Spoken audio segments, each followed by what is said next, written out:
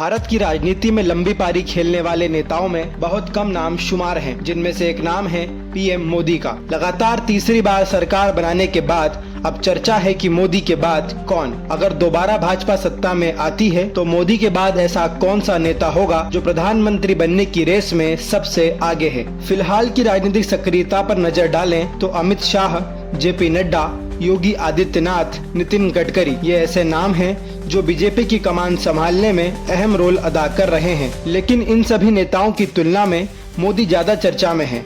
मोदी जितनी लोकप्रियता फिलहाल किसी नेता की नहीं दिखाई देती। मोदी ने देश ही नहीं बल्कि विदेशों में भी अपनी अलग छवि बनाई है। मोदी के नाम पर जनता वोट देती है, लेकिन क्या किसी और नेता के नाम पर जनता वोट देगी, ये भी एक सवाल है। राजनीतिक जानकारों का मानना है कि जैसे ही किसी नेता की लोकप्रियता बढ़ने लगे, समझ लीजिए बीजेपी उसे लॉन्च करने की तैयारी में है। अगर वोटरों की बात की जाए तो कुछ तो बीजेपी के अपने लॉयल वोटर हैं जो सिर्फ बीजेपी को वोट देते हैं, लेकिन कुछ ऐसे भी हैं जो मोदी के चेहरे पर वोट देते हैं। अब ऐसे में अगर चेहरा बदलता है तो क्या वोट भी बदलेगा? बीजेपी का सत्ता में बने रहने का मुख्य कारण कमजोर विपक्ष भी रहा है, लेकिन अब विपक्ष पहले की तरह कमजोर और बेबस नहीं है। अब की बार 400 पार के जुमले को ध्वस्त करने के बाद विपक्ष के हौसलों में चार चांद लगा है। कांग्रेस के अध्यक्ष मल्लिकार्जुन खड़गे अब 83 साल के हो गए हैं।